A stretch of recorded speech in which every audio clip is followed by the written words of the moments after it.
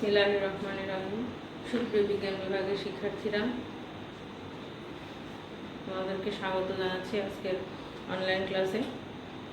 আশা করি তোমরা সবাই ভালো আছো। আজকে আমি তোমাদের ক্লাস নেব রসায়ন প্রথম পত্র বিষয়ে।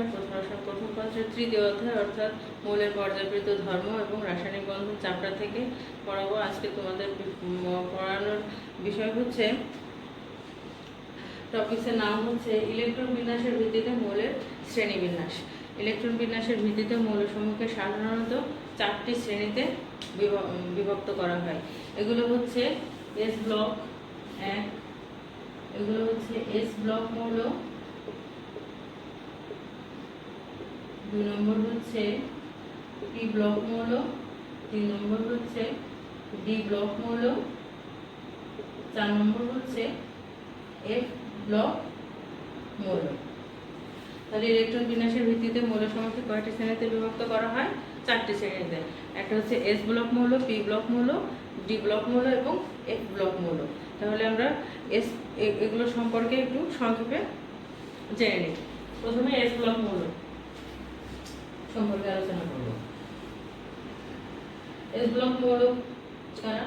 মৌলসমূহের ইলেকট্রন বিন্যাসের সময় যদি দেখা যায় যে সর্বশেষ ইলেকট্রনটি এস অরবিটালে প্রবেশ করে, যদি সর্বশেষ ইলেকট্রনটি এস অরবিটালে প্রবেশ করে তাহলে তাদেরকে এস ব্লক মৌল বলা হয়। এবং গ্রুপ, এরা সাধারণত গ্রুপ 1 এবং গ্রুপ 2 এর মৌলগুলো এবং গ্রুপ 18 এর হিলিয়াম সহ টোটাল 14টি মৌল হচ্ছে এস ব্লক মৌলের অন্তর্ভুক্ত। অর্থাৎ গ্রুপ 1 এবং গ্রুপ 2 এর মৌলগুলো, গ্রুপ 1 এর লিথিয়াম, গ্রুপ 1 এর মৌল কারা? Lithium, sodium, potassium, rubidium, caesium, francium. Group 2 এর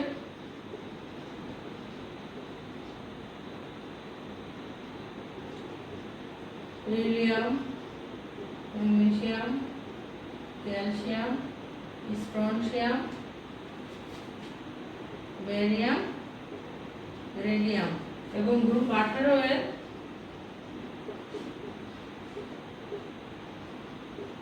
হিলিয়াম সহ টোটাল 14টি মৌল হচ্ছে এস ব্লক মৌল। পর্যায় সারণীতে গ্রুপ 1, গ্রুপ 2 এবং গ্রুপ 18 এর হিলিয়াম সহ টোটাল 14টি মৌল এস ব্লক মৌলের অন্তর্ভুক্ত।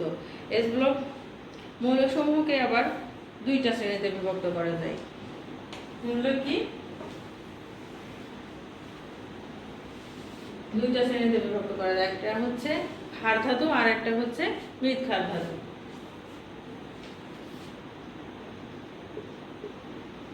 ক্ষার ধাতু এবং মৃৎ ক্ষার ধাতু।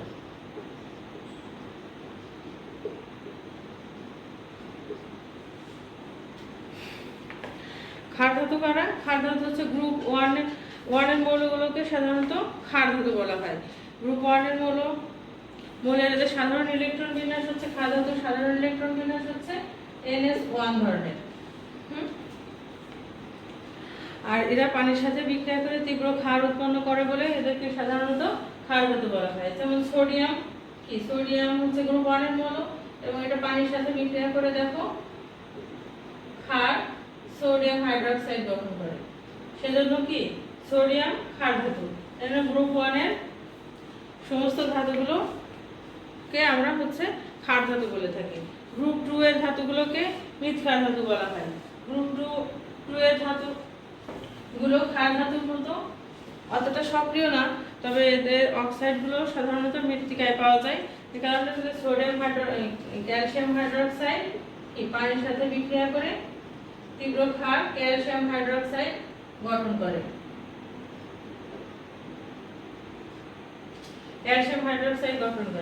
এ কারণে কি এদেরকে মৃৎ ক্ষার ধাতু বলা হয়ে থাকে। এদের সাধারণ মৃৎ ক্ষার ধাতুগুলো সাধারণ ইলেকট্রন বিন্যাস সাধারণত NS2 ধরনের।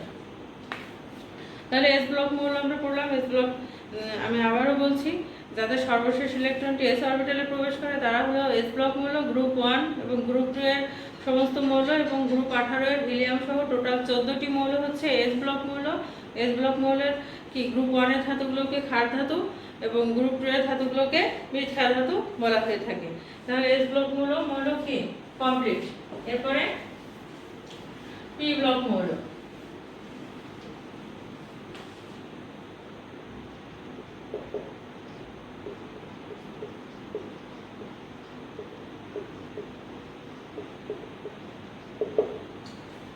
তাহলে পি ব্লক মৌল কারা?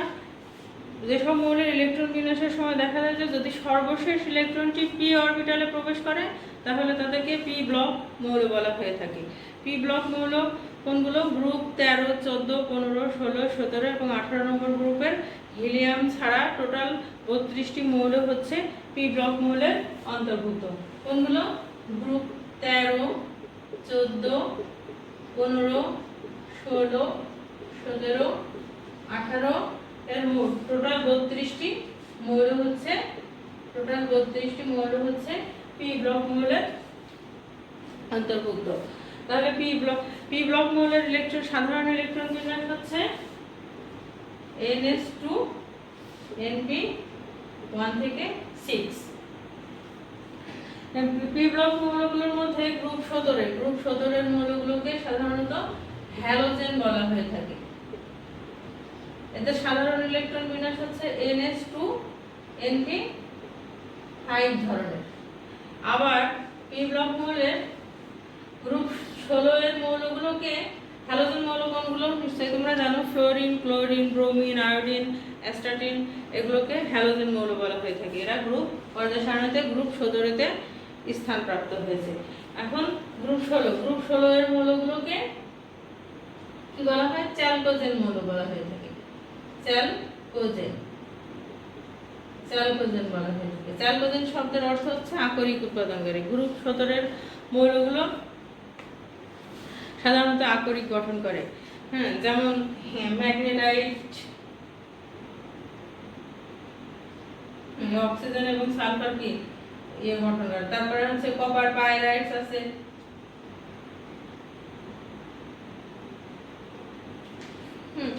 কপার পাইরাইটস, তারপরে হচ্ছে ম্যাগনেটাইট, এগুলো হচ্ছে আকরিক। এরপরে গ্রুপ 15 এর মৌলগুলোকে সাধারণত নিক্টোজেন বলা হয়ে থাকে। চ্যালকোজেন মৌলের ইলেকট্রন বিন্যাস কি ধরনের? NS2 NP 4 ধরনের। এরপর হচ্ছে 15 নম্বর গ্রুপের মৌলগুলোকে সাধারণত নিক্টোজেন বলা হয়ে থাকে। নিক্টোজেন মৌল নামে এরা সাধারণত পরিচিত। এবার গ্রুপ 18 পি ব্লকের গ্রুপ 18 এর মৌলগুলোকে নিষ্ক্রিয় মৌল বলা হয়। এদের সাধারণ ইলেকট্রন বিন্যাস NS2 NP 6 ধরনের এবং এদের দেখো সর্ববহিষ্ঠ শক্তি স্তর অষ্টক পূর্ণ থাকার কারণে এদেরকে নিষ্ক্রিয় মৌল বলা হয়ে থাকে। এই হচ্ছে মোটামুটি পি ব্লক মৌলসমূহ সম্পর্কে তোমাদেরকে আমি বললাম। এরপরে আমরা আলোচনা করি ডি ব্লক মৌল কারা সেই সম্পর্কে।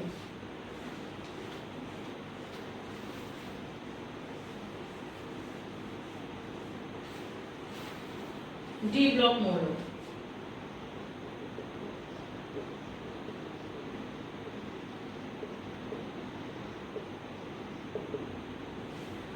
ডি ব্লক মৌল কোনগুলো? ডি ব্লক মৌলসমূহের মধ্যে যাদের ইলেকট্রন বিন্যাসের শেষে দেখা যায় যে সর্বশেষ ইলেকট্রনটি ডি অরবিটালে প্রবেশ করে তাদেরকে ডি ব্লক মৌল বলা হয়ে থাকে। ডি ব্লক মৌল সাধারণত ডি ব্লক মৌল বলা হয়ে থাকে। ডি ব্লক মৌল হচ্ছে গ্রুপ 3 থেকে গ্রুপ 12 পর্যন্ত মৌলগুলোকে ডি ব্লক মৌল বলা হয়ে থাকে। এই গ্রুপ 3 থেকে গ্রুপ 12 পর্যন্ত টোটাল 41টা মৌল। গ্রুপ 3 থেকে 12 পর্যন্ত টোটাল 41টি মৌল ডি ব্লকের অন্তর্ভুক্ত। যেমন স্ক্যান্ডিয়াম ডি ব্লক মৌল। স্ক্যান্ডিয়ামের পারমাণবিক সংখ্যা 21। ইলেকট্রন বিন্যাস করলে কি হবে? 1s2 2s2 2p6 3s 2 3p6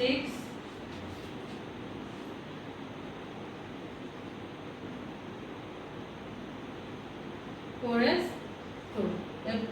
আহ্বান নীতি অনুসারে কি সর্বশেষ ইলেকট্রনটি ডি অরবিটালে প্রবেশ করে। তাহলে ক্লিয়ার? দেখো স্ক্যান্ডিয়াম একটা কি ডি ব্লক মৌল, আয়রন ডি ব্লক মৌল। ডি ব্লক মৌলের মধ্যে একটা বিশেষ ধরনের মৌল আছে ডি ব্লক মৌলে, যে সমস্ত ডি অবস্থান্তর মৌল যে সমস্ত ডি ব্লক মৌলের যে কোনো একটা সুস্থিত আয়নের ডি অরবিটাল আংশিকভাবে ইলেকট্রন দ্বারা পূর্ণ থাকে সেগুলোকে সাধারণত অবস্থান্তর মৌল বলা হয়ে থাকে।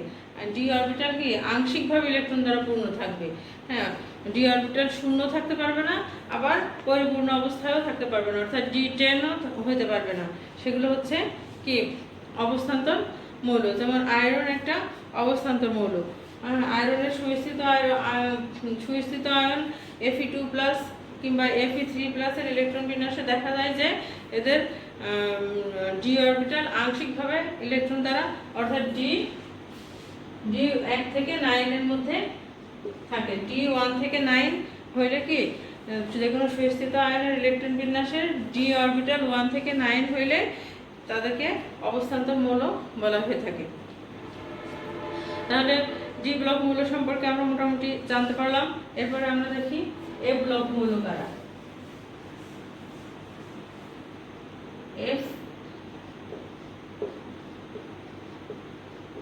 এফ ব্লক মৌল। এ ব্লক মৌল হচ্ছে যে সমস্ত মৌলের ইলেকট্রন বিন্যাসের পরে দেখা যায় যে সর্বশেষ ইলেকট্রনটি কি এফ অরবিটালে প্রবেশ করে তাদেরকে এফ ব্লক মৌল বলা হয়ে থাকে। সাধারণত পর্যায় সারণীতে ষষ্ঠ পর্যায়ের কি হচ্ছে ল্যান্থানাম থেকে লুটেশিয়াম। ল্যান্থানাম থেকে পর্যায় সারণীর ষষ্ঠ পর্যায়ে ল্যান্থানাম 57 থেকে লুটেশিয়াম 93 পর্যন্ত টোটাল 15টি মৌলকে একত্রে কি ল্যান্থানাইড সিরিজ বলা হয়ে থাকে। আর সপ্তম পর্যায়ের অ্যাক্টিনিয়াম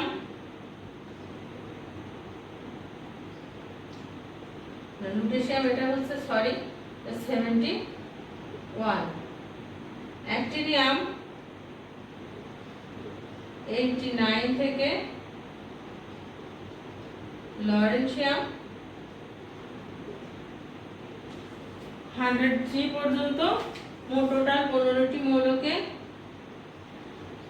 অ্যাক্টিনাইড সিরিজ বলা হয়। এটা হচ্ছে অ্যাক্টিনাইড ল্যান্থানাইড সিরিজ আর এটা হচ্ছে অ্যাক্টিনাইড সিরিজ। এই তো টোটাল 30টি মৌলকে পর্যায় সারণীতে নিচে আলাদাভাবে দেখানো হলেও এরা সাধারণত কি ষষ্ঠ পর্যায়ে এবং সপ্তম পর্যায়ে অবস্থিত। এই মৌলগুলোকে কি এ ব্লক মৌল বলা হয়। এই মৌলগুলোর মধ্যে আবার হচ্ছে ল্যান্থানাম, অ্যাক্টিনিয়াম এবং থোরিয়াম, এদের ইলেকট্রন বিন্যাস সাধারণত 5D। কি ল্যান্থানাম মৌল কোন তিনটি মৌল? ল্যান্থানাম, অ্যাক্টিনিয়াম এবং থোরিয়াম। এই তিনটা মৌলের ইলেকট্রন বিন্যাস সাধারণত 5D1, 6D1 এবং 6D2 হয়। এই 30টা মৌলের মধ্যে তিনটা মৌল হচ্ছে ডি ব্লকের অন্তর্ভুক্ত। এই 3টি মৌল ডি ব্লকে চলে যাচ্ছে। এই 3টি মৌল ডি ব্লকের অন্তর্ভুক্ত হয়। 30টা মৌলের মধ্যে কি 3টা যদি বিয়োগ হয়ে যায় তাহলে আর থাকে কি 27টি মৌল। এই 27টি মৌল ল্যান্থানাইড এবং অ্যাক্টিনাইড সিরিজের এই 27টি মৌল হচ্ছে এ ব্লক মৌলের অন্তর্ভুক্ত। হ্যাঁ, এ ব্লক মৌলের মধ্যে আবার একটা বিষয় আছে আন্ত অবস্থান্তর মৌল হিসেবে। আন্ত অবস্থান্তর মৌল কোনগুলো? হ্যাঁ, ওই অবস্থান্তর মৌলের মতোই। আন্ত অবস্থান্তর মৌল হচ্ছে যে সমস্ত মৌলের যে কোনো মানে এ ব্লক মৌলের যে কোনো সুস্থিত আয়নের ইলেকট্রন বিন্যাসে হচ্ছে কি এফ অরবিটাল আংশিকভাবে ইলেকট্রন দ্বারা পূর্ণ থাকবে। হ্যাঁ, আংশিক এফ অরবিটাল কেমন থাকবে? আংশিকভাবে ইলেকট্রন 1 থেকে 13। হ্যাঁ, আংশিকভাবে ইলেকট্রন দ্বারা পূর্ণ থাকবে এফ অরবিটাল। সেগুলো হচ্ছে আন্ত অবস্থান্তর মৌল। তো সুপ্রিয় শিক্ষার্থীরা, আশা করি তোমরা এসপিডি এবং এ ব্লক মৌল সম্পর্কে মৌলগুলোর পরিচয় তোমরা বুঝতে পেরেছো, কোনগুলো এসপিডি এবং এ ব্লক মৌল সেগুলো বুঝতে পেরেছো। হ্যাঁ, নেক্সট ক্লাসে আমি তোমাদেরকে আর একটা নতুন টপিকস নিয়ে ক্লাস নেব। আশা করি সে পর্যন্ত তোমরা সুস্থ থাকবে, ভালো থাকবে। আল্লাহ হাফিজ।